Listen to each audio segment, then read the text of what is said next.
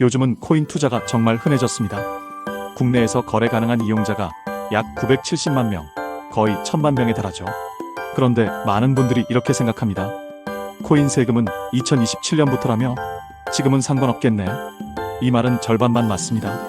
오늘은 코인과 세금, 그리고 지금도 이미 적용되고 있는 제도들을 하나씩 살펴보겠습니다. 1부. 코인은 세금이 없다는 오해. 가상자산 양도소득 과세는 2027년 1월 1일부터 시행될 예정입니다. 그래서 지금은 세금이 전혀 없다고 오해하기 쉽습니다. 하지만 상속세와 증여세는 이미 현재 과세 대상입니다. 예를 들어 부모가 자녀에게 코인을 그냥 넘기면 증여세 대상이고, 코인을 남기고 사망하면 상속세를 내야 합니다. 실제로 세무 현장에서는 코인 상속과 증여 상담이 점점 늘고 있다는 이야기가 나오고 있습니다. 2부. 해외 금융계좌 신고.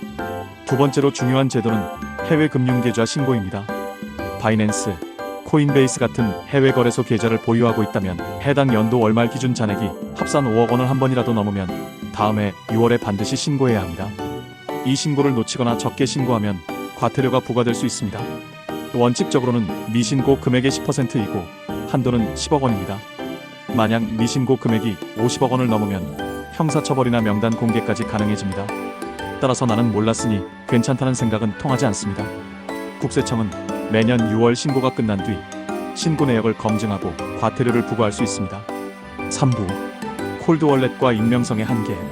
일부 투자자들은 콜드월렛에 옮기면 추적이 안 된다고 생각하지만 현재까지는 개인이 보관하는 콜드월렛을 신고 대상으로 규정하지는 않았습니다. 다만 해외 거래소나 해외 지갑 사업자 계정은 이미 신고 대상에 포함됩니다. 또한 국제적으로는 OECD의 가상자산 정보교환 체계가 추진되고 있고 한국도 이행을 공식화했기 때문에 앞으로는 국가 간 거래 정보 공유가 확대될 수 있습니다.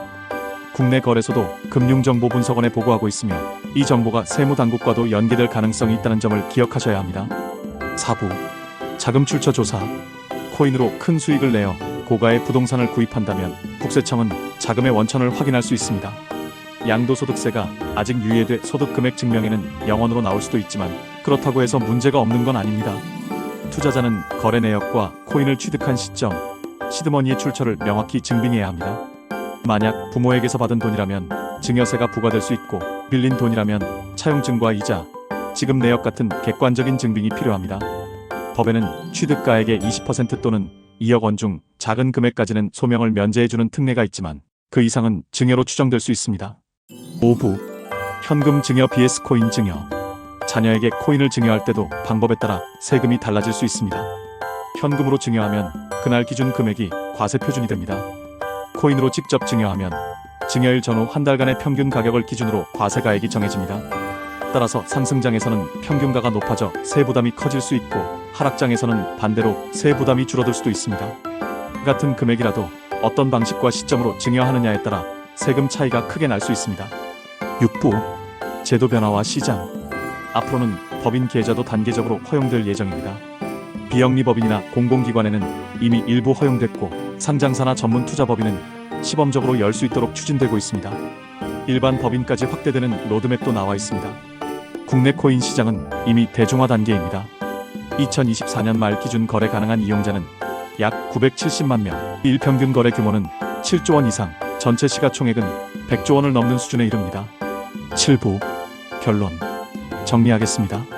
가상자산 양도세는 2027년부터 시행되지만 상속세와 증여세, 해외 계좌 신고는 이미 적용되고 있습니다. 콜드월렛도 안전지대가 아니며 국제협력 체계가 확대되면서 규제가 더 넓어질 수 있습니다. 따라서 거래 내역, 월말 잔액, 시드머니 출처 같은 자료를 미리 정리해두는 것이 무엇보다 중요합니다. 마지막으로 오늘 말씀드린 내용은 일반적인 제도 설명일 뿐입니다. 실제 세무 판단이나 투자 결정은 반드시 전문가와 상의하시길 권장드립니다.